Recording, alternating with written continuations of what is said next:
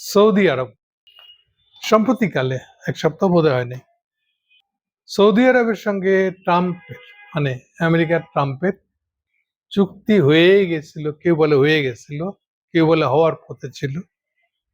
Saudi আরবকে নাকি America পারমাণবিক বোমা বানানো শিখাই দিবে। রিয়েল প্রসঙ্গটা একটু পরে বলতেছি। সৌদি আরবের চিন্তাটা মানে এমবিএস, তার চিন্তা আকাঙ্ক্ষা গুলা সৌদি আরবের পতনের কারণ হয়ে দাঁড়াবে। অনেকেরই ধারণা, শুধু ওই এমবিএস এর না, অনেকের ধারণা আপনার অনেক সম্পদ আছে আপনার দেশের, সুতরাং এটা সেনাবাহিনী বানায় নেওয়ার কি, আপনি এটা সেনাবাহিনী বানিয়ে নিলেন। ঠিক একই রকম ভাবে এরকম একটা চিন্তা করে এই যে হুতিদের সম্পর্কে গতদিন কিছু বলতে গিয়ে ডিটেল বলা হয় নাই। ইয়েমেনে হুতিদের উপরে উনি বোমা মার, তাদেরকে একদম দমন করে ফেলবে। কেন? তখন সৌদি আরব কেবল F-35 এর মতন জঙ্গি বিমান কিছু কিনছে, না বোধহয় ওটা বোধহয় F-16 এর সময় ছিল, হোয়াটএভার, জঙ্গি বিমান কিছু কিনছে আমেরিকানদের কাছ থেকে। তো ধারণা হয়েছে সবচেয়ে কম পয়সায়, সবচেয়ে কম হিউম্যান রিসোর্সে তো একটা বিমান বাহিনী তৈরি হয়ে গেছে সৌদি আরবে, সে এখন সব পারে। ওকে কে বুঝাবে? শুধু বিমান বাহিনী দিয়া একটা দেশের সেনাবাহিনী পুরো প্রতিরক্ষা বাহিনী হতে পারে না। বোমা মেরে যা তৈরি করলেন, এই জিনিসটা দখল করতেও তো অন্তত পদাতিক বাহিনী একটা লাগবে। তারপর পদাতিক বাহিনী যদি না থাকে আপনি কেমনি করবেন এটা? তাহলে তো সব দেশই শুধু বিমান বাহিনী মানে। তো দেখেন, আমেরিকা একটা নতুন ধারণা নিয়ে আসছে, মেরিন। এটা না সেনা, না নৌ, না বিমান, এটা সব। আমেরিকার কনসেপ্টটা হলো পুরো জিনিসটা আজকাল নিজের দেশের মাটির উপরে দাঁড়ায় অথবা কোনো একটা দেশের মাটিতে দাঁড়ায় যুদ্ধগুলো হতো। এটা হচ্ছে ওল্ড কনসেপ্ট। আমেরিকার নতুন যে কনসেপ্টটা হলো যে এটা না, এটার দরকার নাই, আমরা শিপ বানাবো। কোন শিপ? শিপ একটা না, আবার বহর, নৌবহর যেটাকে বলে, নৌবহর বানিয়ে এইবার নৌবাহিনীর ভিতরে এই বহরের মধ্যেই প্লেনটাই রানওয়ে, ওর উপর থেকে যুদ্ধ বিমান উড়ে গিয়ে বোমা মেরে আবার এখানেই ল্যান্ড করবে। কোনো ঘাটে লাগছে, ঘাটে নেমে এই যে যাদেরকে মেরিন বলতেছে, তারা নেমে যাবে ওই দেশে, তারা ওই জায়গায় সেনাবাহিনী, পদাতিক বাহিনীর মতন কাজ করবে। তার মানে ওরা একই সাথে পদাতিক বাহিনী, একই সাথে নৌবাহিনী, একই সাথে বিমান বাহিনী। এটা হচ্ছে নতুন কনসেপ্ট। ওকে, তার মানে কি হলো, কি পরিমাণ হিউম্যান রিসোর্স লাগবে এবার আন্দাজ করেন। সৌদি কনসেপ্টে কি, আর আমরা ছোটখাটো ভাবে একটা বিমান বাহিনী বানালে তাহলে তো হয়ে গেল। এখন কি হয়েছে, এই যে এখন ইরান পাল্টা আক্রমণ দিচ্ছে, সে কিছু করতে পারছে? আমেরিকা কিছু করলে ভালো, নাহলে তার কিছু করার নেই। ঠিক সেরকম এদের মাথায় আর একটা ক্যারা ঢুকছে, পারমাণবিক বোমা। যদি সৌদি আরবের হাতে একটা পারমাণবিক বোমা থাকে তাহলে কেউ তাকে লাড়তে আসবে না। এটা আর একটা টাকা গরম, বাস্তবতা বর্জিত একটা ধারণা। প্রথম কথা হলো, শুধু পারমাণবিক বোমা তাকে বানিয়ে দিবে কেন? কে দিবে? দ্বিতীয়ত, শুধু পারমাণবিক বোমা থাকলে হবে, বাকি আর অন্য কিছু লাগবে না? পাকিস্তানের পারমাণবিক বোমা আছে মানে কি, সে ইন্ডিয়ার সাথে আর যুদ্ধে আর কিছু লাগবে না? এই যে লাস্ট যে ইন্ডিয়ার সাথে 3 দিনের যুদ্ধটা, এই যুদ্ধে পাকিস্তান ডোমিনেট করে গেল কেন? কারণ তার বিমান বাহিনী ছিল, সে চীনের কাছ থেকে বাই দিস টাইম লেটেস্ট বিমান, রাডার, বিমান মানে কিন্তু রাডার, শুধু বিমান দিয়ে আজকাল কিছু হবে না। এই পুরো টেকনোলজি সে কিনছে। যত টেকনোলজি কিনবেন ততই তার দক্ষ অপারেটর। এটা সিম্পলি আমাদের দেশের মতো ম্যাট্রিক পাস, ইন্টারমিডিয়েট পাস সৈনিক নিয়ে একটা পদাতিক বাহিনী বানা দিলে এটা হবে না। আপনার টেকনোলজি ওরিয়েন্টেড হয়ে যাচ্ছে যত বেশি, তত বেশি সেনাবাহিনীর ভিতরেই বরং দক্ষ লোক লাগবে। একটা কারখানা চালাতে যখন দক্ষ ইঞ্জিনিয়ার লাগবে, সেনাবাহিনীর ভিতরে এখন দক্ষ ইঞ্জিনিয়ার লাগবে। অবস্থা এদিকে চলে যাচ্ছে। তাহলে সৌদি আরব যেটা ভাবতেছে, একটা পারমাণবিক বোমা হইলেই তার বিরাট ইয়ে যাবে, বুয়া। তাহলে এমবিএস এর এই যে চিন্তাগুলা সবই হলো টাকার গরমে চিন্তা। বাস্তবের মাটিতে জনসংখ্যা, জনগোষ্ঠী কি জিনিস? আমরা মেলা টাকা রাখতে পারি, আপনার জনসংখ্যা না থাকলে আপনি কেউ না। এই যে গরিব মানুষ না খেতে পাওয়া বাংলাদেশ, দেখেন এর জনসংখ্যা আছে বলে এর সবকিছু করার সম্ভাবনা আছে, সব সম্ভাবনা ভরপুর। এই সম্ভাবনাটা সৌদি আরবের উল্টা নাই। ওকে, এখন আসলে আলাদা আসে, ট্রাম্পকে পড়ায় পড়ায় রাজি করে হেলাইছে। আচ্ছা, দীর্ঘদিন ধরে সে দুই থেকে তালে বসে আছে, চীনের দিকেও যায় না। চীন অনেক অফার দিয়েছে, সামরিক অফার না, পরিষ্কার অফার। চীন যে অফারটা দিয়েছে যে তোমরা, আমি তো তোমাদের কাছ থেকে প্রচুর তেল কিনি, আমার দেশে কোনো তেল নাই, ফলে আমার সমস্ত তেল জ্বালানিটা তো এই মিডল ইস্ট থেকে আসে। তোমরা একটা কাজ করো, এখন থেকে এই তেল বিক্রিটা ইউয়ানে করো, চাইনিজ কারেন্সিতে করো, ডলারে বাদ দাও, অন্তত কিছুটা বাদ দাও। না, ডরায়, এটা করে না। এইটি কিন্তু আমেরিকানদের পেট্রোল। অনেকে জানে না, কমিউনিস্টরা মনে করে পেট্রোল মানে মুসলমান কুপার। না, কমিউনিস্ট ভাইরা আপনারা ভুল, আপনারা গাধা। পেট্রোল ডলার মানে হলো যখন আমেরিকান প্রেসিডেন্টের সাথে চুক্তি করেছিলেন আপনি যে আপনাদের তেল গ্যাস আপনারা বেচবেন ডলারে, এটি হলো পেট্রোল ডলার।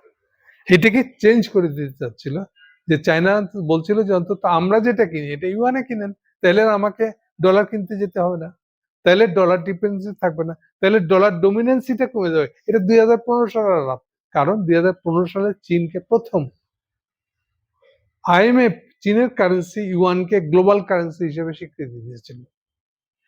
সেই থেকে সৌদি আরব এটা শুনতেছে না, পাশ কাটায় যাচ্ছে।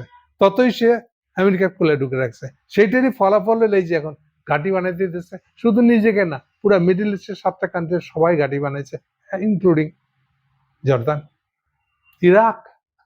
ফলাফল কি হয়েছে?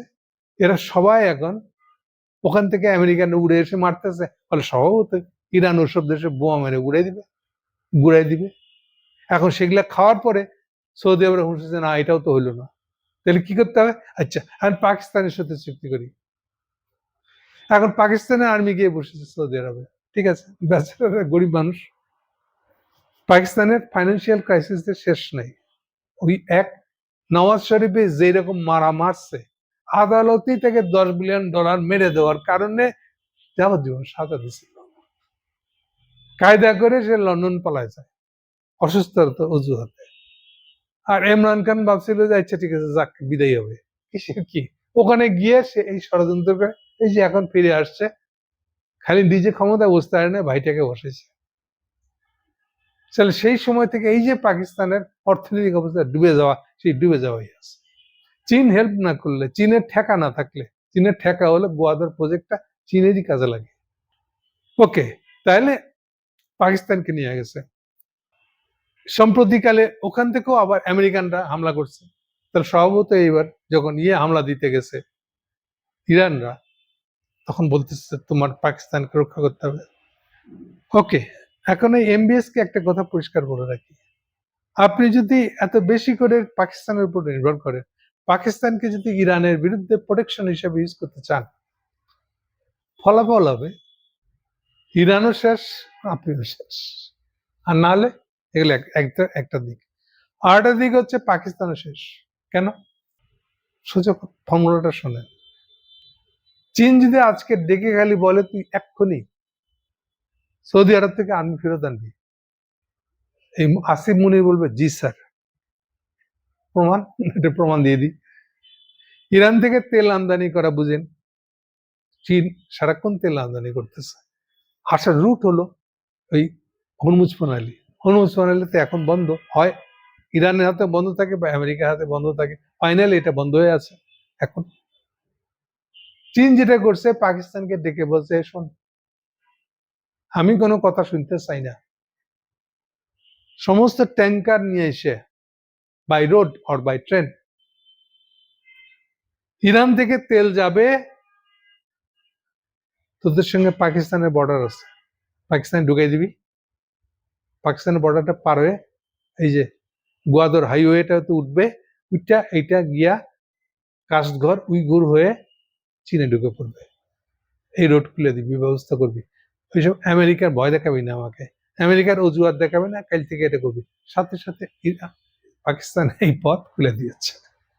ফলে পাকিস্তান ইয়ে চীনের তেল পাওয়ার এখন বাই রোড, বাই ট্রেন, এই ব্যবস্থা দিয়ে হচ্ছে। তাতে পাকিস্তান কি আমেরিকানদের এই যে মধ্যস্থতাকারী একজন খুব ঘনিষ্ঠ ট্রাম্পের লোক, তাতে কি এটা কি ট্রাম্প জানে না যে পাকিস্তান চীনকে তেল পৌঁছানোর কাজে হেল্প করতেছে? কিছু কারণ এটা ট্রাম্পও জানে যে এইটা পাকিস্তানের অব্লিগেশন, বাধ্য। এটা যদি না করতে দেন তাহলে আমেরিকার হয়ে যে দালালিটা করতেছে, মধ্যস্থতাকারী করতেছে, এইটাও পাকিস্তান করতে পারবে না। এইটা কি যথেষ্ট না? চীনের কাছে পাকিস্তান কতটা ঠেকা তাকে বোঝার জন্য এটা যথেষ্ট না? কাজেই সৌদি আরব এই এমবিএস আপনারা পাকিস্তানকে নিয়ে এত টানাছড়া করেন না, সীমাটা বুঝতে শিখেন। সীমাটা ক্রস করে যাবেন, শি জিনপিং ডেককে একটা থাবড়া দিয়ে দিবে। ওকে, তাহলে ফাইনালি কি হলো? ফাইনালি ট্রাম্প এবার সেই চুক্তি ভঙ্গ করছে। পরের দিনে আবার প্যাস মারতেছে, না ঠিক আছে পারমাণবিক বোমা বানাই দেবো ঠিকই, কিন্তু দুইটা শর্ত আছে। শর্ত কিন্তু শেষ নেই, একটা পর একটা মুখ খুলতেছে আর শর্ত বাড়িতেছে। প্রথম শর্ত হলো যে তোমাকে কিন্তু আব্রাহাম অ্যাকর্ড মানে ইসরায়েলকে স্বীকৃতি দেওয়ার চুক্তিতে সাইন করতে হবে। এই আবার পুরান গান। চুক্তি যখন সাইন হয় তখন কিন্তু এটা আলাপও করে নাই তারা। চুক্তি সাইন হয়ে যাওয়ার পর এখন বলতে যেটা করতে হবে। আচ্ছা, দুদিন পরে আর একটা অজুহাত, আব্রাহাম অ্যাকাউন্ট মানে বুঝেন আর কি, মানে সৌদি আরবকে পতাকা তুলতে হবে, আমি কিন্তু ইসরায়েলের লোক। এটা হচ্ছে বাংলা কথা। সৌদি আরবে মুরাদ আছে? আমাদের মতন সাধারণ মানুষ পর্যন্ত সৌদি থেকে থুতু দিবে। এটা সোজা অর্থ হলো এটা। সরকার লেভেলে কি হবে সেটা তো হবেই, সাধারণ মানুষের লেভেলে এটা রিয়াকশন হবে। কোন বাংলাদেশের কোন মুসলমান এটাকে সমর্থন করবে না যে আপনি ইসরায়েলকে স্বীকৃতি দিচ্ছেন। তাতে ইসরায়েলের ঘনিষ্ঠ কোন ইসলামী দলও যদি থাকে সেও পারবে না, সে মুখে তালা দিবে। ওকে, এগুলো একটা। সেকেন্ড, আরেকটা শর্ত দিচ্ছে, বউ বানানো সবে ঠিক করে দিব, কিন্তু ভাই এই যে ইউরেনিয়াম এনরিচমেন্ট এটা কিন্তু দিব না। কি হলো? এটা হলো বাপ যেন রাজি হয়েছে বউ ধ্যান দরবার করার পরে তার প্রেমিকের সাথে বিয়ে দিবে, ছেলেকে তার প্রেমিকের সাথে বিয়ে দিবে, রাজি হয়ে গেছে। এখন সকালবেলা উঠে বলে না একটা শর্ত আছে, কি শর্ত? না, তারা বাসর করতে পারবে না। আচ্ছা ভাই, বিয়ে করার পরে আপনি যদি ওটা থেকে বাসর করতে না দেন, কথার মানে কি? মানে হলো বাসর একটা তো সেক্সুয়াল দিক আছে, ওটা আসল না। কিন্তু বিয়ে মানে হলো ক্লোজনেস, মানে হলো তাদের ঘনিষ্ঠতার, মানে হলো তাদের মধ্যে আন্ডারস্ট্যান্ডিং, বোঝাবুঝিটাকে পাকা করা। এই বোঝাবুঝিটা পাকার উপরেই নির্ভর করছে তাদের সম্পর্কটা কেমন হবে। তারা কি একটা সংসার চালাইতে পারবে অন্তত 20, 30, 50 বছর? নির্ভর করতেছে সম্পর্কটা হয়েছে কিনা। পারস্পরিক নির্ভরশীলতা, কে কতটা কি করে, কতটা ছাড় দেয়, কতটা দেয় না, কোনটা থেকে কম্প্রোমাইজ করতে হবে, কোনটা তাকে তার দাবি সে ছাড়তে পারবে না, এই বিষয়গুলা স্বামী স্ত্রীর মধ্যে আন্ডারস্ট্যান্ডিং হয়। এখন বাপ বিয়ে দেওয়ার জন্য রাজি হয়েছে, এখন বলে তোমাদের ভিতরে আন্ডারস্ট্যান্ডিং হইতে পারবে না। এটার মানে কি? তাহলে এই যে বলতেছে তোমাকে আমি ইউরেনিয়াম দিব না, এনরিচমেন্ট করতে দেবো না, এটা তার মানে আমি কন্ট্রোল করবো। তা হয়েছে এটা পারমাণবিক বোমা। আর এমনিতেই সাধারণভাবে একালে কেউ কাউকে পারমাণবিক বোমা আর দিবেই না কখনো, এটা শিওর থাকেন, নিশ্চিত থাকেন। বরং গ্লোবাল লিডার চায়না হলে পরে দিনকে দিন এই পারমাণবিক বোমা জিনিসটাই নাকচ হয়ে যাবে, বাতিল হয়ে যাবে, সেদিকে যাবে দুনিয়া। আমি ওই আলাপে বেশি যেতে চাচ্ছি না। ওকে, তাহলে সার কথাটা কি দাঁড়ালো? আমাদের এমবিএস সৌদি বাবাজি, টাকা থাকলে কিছু হয় না। আর সৌদি আরব এগুলো মানে এমবিএস এগুলো করার পেছনে নিজের কাছে কি যুক্তি দেয়, এটা আপনাদের বলে রাখি ওর পক্ষ থেকে। ওর যুক্তি হলো, দেখেন আমরা এখন কোন দেশের দিকে, কোন মুসলমান দেশ হলো তার দিকে তাকানোর সময় নেই। কেন? এখন পরিবেশবাদীরা খুব শক্ত, কার্বন নিঃসরণ হচ্ছে, কার্বন ট্যাক্স দিচ্ছে, এটা এমন অবস্থায় যাবে একটা পর্যায়ে মাটির নিচে আমাদের তেল থাকলেও তেল ব্যস্ত হবে না। সুতরাং আগে থাকতে আমাদের ব্যবস্থা নিতে হবে। কি অবস্থা? না, দুবাইয়ের ক্ষেত্রে দেখেন, সবচেয়ে কম তেলের দেশ হলো দুবাই, এখনো বেচে কিন্তু তেল কম। কিন্তু সে করছে কি, এই টাকা দিয়া অন্য ব্যবসা প্রতিষ্ঠান, কারখানা, অন্য দেশ থেকে লোক নিয়ে এসে বিনিয়োগ, এগুলা করে করে সে এখন তেল বেচা দেশ না, ও পরিচিত হলো এখন একটা গ্লোবাল মার্কেটে একটা ইম্পর্টেন্ট একটা ফ্যাক্টর। সবচেয়ে বড় ফ্যাক্টর এখন হচ্ছে এয়ারলাইন্স বিজনেসে। সবচেয়ে ব্যস্ত এয়ারপোর্টের একটা হলো দুবাই, অন্য ওদের 7টা প্রদেশ নিয়ে ইউএই, তার মধ্যে সব দেশেই তো একটা করে, সব প্রদেশে একটা করে এয়ারপোর্ট আছে। এর সত্ত্বেও দুবাইটা যত চালু, 3 তলা একটা এয়ারপোর্ট, এটা বোধহয় দুনিয়াতে কোথাও আছে কিনা আমার সন্দেহ। বাড়ছে তো বাড়ছে তো বাড়ছে। এই যে বিজনেস গুলা দিয়ে সে তেলের উপর ডিপেন্ডেন্সিটা কমাই দিছে। এখন সৌদি বাদশাহ এমবিএস এর সকল আমি এরকম করবো 30 সালের মধ্যে। আচ্ছা ভাই সেটা করেন, কিন্তু এইটার উছিলায় আপনি এখন ট্রাম্পের গলা ধরে ধরে থাকবেন, ফলাফল কি হবে? আপনার ফলাফলটা হবে তারেক জিয়ার মতো। এবার কৃষির মধ্যে কি আনলাম? তারেকের অবস্থা হচ্ছে দেখেন, গেছে চীনে, না না ভারসাম্য বজায় রাখতে হবে। ভাই রে ভাই, বিয়ে করার পরে আপনি এখন বাসর করবেন না এগুলো বলেন না, সোজা রাস্তা দেখেন। বিয়েটা তো হচ্ছেই, এটা যত দেরি করবেন তত বিয়েটা অকেজ হয়ে যাবে। আপনাকে এখন সোজা রাস্তা দেখাতে হবে। আমি একটু আগে আপনাদেরকে কম্বোডিয়ার উদাহরণ দিয়েছি, দেখেন চাইনিজ মার্কেটের থার্ড, চাইনিজ মার্কেটের যে গার্মেন্টস এর ব্যবসা ছিল সেটা কম্বোডিয়াকে দিচ্ছে, ভিয়েতনামকে দিচ্ছে, কম্বোডিয়াকে দিচ্ছে। কম্বোডিয়ার এখন টোটাল মার্কেটের 30% উপর সে দখল করে রাখছে। এইটাকে আমরা পেতে পারতাম না? আপনি জিনিসগুলো বুঝেন, আমি কতবার আমি আপনাদেরকে বলবো। আমি বলেছি চীনের হাতে যদি গ্লোবাল মার্কেট নাও থাকে কিচ্ছু আসা যাবে না। চীন আপনাদেরকে ক্যাপিটাল দিবে, চীন আপনাদের এক্সপানশন, তার নিজের ব্যবসায়ীদেরকে আমার দেশে নিয়ে এসে ব্যবসা করতে বলবে। আর বুঝেন, চীনই হলো একমাত্র দেশ যার কথায় তার দেশের সবচেয়ে বড় বড় বিলিয়নাররা উঠে আর বসে, উঠে আর বসে। প্রাইভেট ব্যবসায়ী, সরকার যদি বলে তুই এটা করতে পারবি না, করতে পারবি না।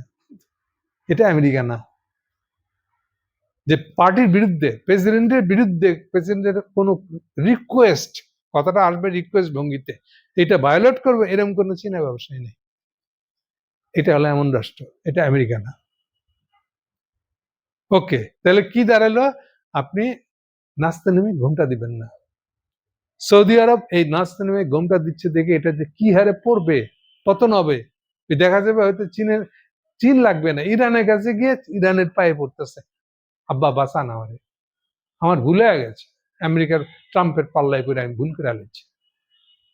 ওকে, সার কথা হলে এই সবার জন্য, শুধু বাংলাদেশ না, শুধু সৌদি আরব না, আপনি চীনের সাথে যতটুকু সম্পর্ক করার সুযোগ পাচ্ছেন দ্রুত সেটা নিয়ে ফেলেন। আরেকটা সহজ করে দিই, ধরেন যে আমাদের আমাদের ইউনুস খলিলরা বাংলাদেশের সাথে চুক্তি বাধাই দিচ্ছে, ভালো কথা, চুক্তি নিয়ে ঘাটতি যায় না। যেমন ধরেন তারেক জিয়াকে বলবো, তারেক রহমানকে বলবো, এই চুক্তি নিয়ে ঘাটতি যায় না, চুক্তি হয়ে আছে থাক, চুক্তি নিয়ে কিছু বলবেন না আমেরিকাকে। চুক্তি করা মানে ট্যাক্স ধরা মানে বাংলাটা কি হবে? বাংলাটা হবে বাংলাদেশ থেকে কেউ আমেরিকা এক্সপোর্ট করতে করবে না, বাস্তবে নাই, করবে না। এইটা নিয়ে কোনো জ্ঞান শুনবেন না ব্যবসায়ীদের। আপনি ব্যবসায়ীদেরকে অন্য ব্যবসার লাইন দেখাবেন, বাংলা কথা বোঝা গেছে? কারণ এইটা নিয়ে যখনই আমেরিকার সাথে কথা বলবেন হাজারা হিচিং হবে, একটা ঝগড়া বিবাদ হবে, দরকার নেই তো। আপনি বরং অন্য ব্যবসা করেন, অন্য লাইন খোঁজেন, ব্যবসায়ীদেরকে অন্য জায়গা দেখান, কোনো বিপদে যাবেন না। এতে অটোমেটিক্যালি খলিলরা আউট হয়ে যাবে। কারণ খলিলদের কথা খেয়াল করেন, খলিলদের কথা তো শুনে ট্রাম্প চলে না। যদি চলতো তাহলে খলিলরা এত কিছু ট্রাম্পের পায়ে উঠাই দিয়েছে পুরা বাংলাদেশকে। ট্রাম্প এটার জন্য বাংলাদেশকে খাতির করছে, ও আবার 10% ট্যাক্স ধরছে। অভিযোগটা দেখেন, বাংলাদেশে নাকি ফোর্স লেবার আছে। আচ্ছা কোন গার্মেন্টস এর লেবারও তো বলতে পারে না যে ভাই আমাদেরকে ফোর্স করে করছে। হ্যাঁ, অবজেক্টিভ ভাবে ফোর্স আছে। আপনি গরিব তাই আপনাকে অনেক কন্ডিশন মেনে চাকরি করতে হয়, এটা তো ফোর্স লেবার না। ফোর্স লেবার মানে দাস শ্রমিকের মতন, দাস আন্দোলনের মতন কারখানায় কাজ কারবারকে ফোর্স লেবার। এই অভিযোগে সে আবার 10% ধরছে। তাহলে তারেকের কাজ হবে এখন এই যতগুলা ইউনুস কলির টাইপের আমেরিকান দালাল আছে এগুলার চোখ বন্ধ করে হোতাপেজ দিয়ে দেওয়া। এটা কিভাবে করবেন? ষড়যন্ত্র করে করবেন, গোপনে করবেন, এগুলো সব আপনার ইচ্ছা। বটম লাইন হলো এদেরকে খেদাই দিতে পারবেন। আমেরিকার সাথে কোনো ঝগড়া বিবাদেরও যাওয়ার দরকার নেই। শুল্ক ধরছে ভালো, শুল্ক দরের পরিণতি হবে বাংলাদেশ এক্সপোর্ট করতে পারবে না, করবে না। আপনি ব্যবসায়ীদেরকে অন্য এক্সপোর্টের লাইন দিবেন, এই হচ্ছে আপনার পথ। সৌদি আরব হইতে যায় না, বোকা হইতে যায় না। সৌদি আরব বোকা দেখেন, ভাবছিল যে পারমাণবিক বোমা দিয়ে সে দুনিয়া জয় করে আলাবে, ইরানের উপর রুস্তমি করবে। পাকিস্তানকে নিয়ে আসে, তাহলে পাকিস্তান ভালো প্রোটেকশন হবে, এটাও হবে না।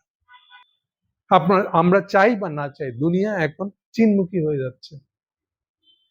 চীন খারাপ না ভালো এইটা বিচার করার কোনো অবস্থায় নাই আমরা। ঠিক যেমন আমেরিকা যখন গ্লোবাল লিডার হয়েছিল, তখন আমেরিকানরা বালা না সাম্রাজ্যবাদী, এইটা শুনে আমাদের কোনো লাভ হয় নাই। বরং যারা আমরা দেরিতে আমেরিকার সাথে সম্পর্ক করছি, তারা খারাপ অবস্থায় আছে। ইন্দোনেশিয়া দেখেন, ফিলিপিন দেখেন, আমরা বেঁচে গেছি, ওখানকার কমিউনিস্টরা সশস্ত্র ছিল, ফলে সহজে সমাজ থেকে আইসোলেট করা গেছে। আমাদের এখানে কমিউনিস্টরা সশস্ত্র তেমন না, এরা সমাজের ভিতরে সিভিল রাজনীতি করছে, এই জন্য কমিউনিস্টের প্রভাব আমাদের এখানে বেশি। তারপরেও দেখেন ইন্দোনেশিয়া, ফিলিপিন আমাদের চেয়ে ইকোনমি দিক থেকে অ্যাডভান্স। কেন? ওটা বাঁচাই দিচ্ছে যে কমিউনিস্টরা ওখানে সশস্ত্র ছিল, আন্ডারগ্রাউন্ডে ছিল, বন জঙ্গলে ছিল। বুঝিয়া করিও কাজ। সৌদি আরবকেও বলছি, বাংলাদেশের তারেক সরকারকেও বলছি। Thank you.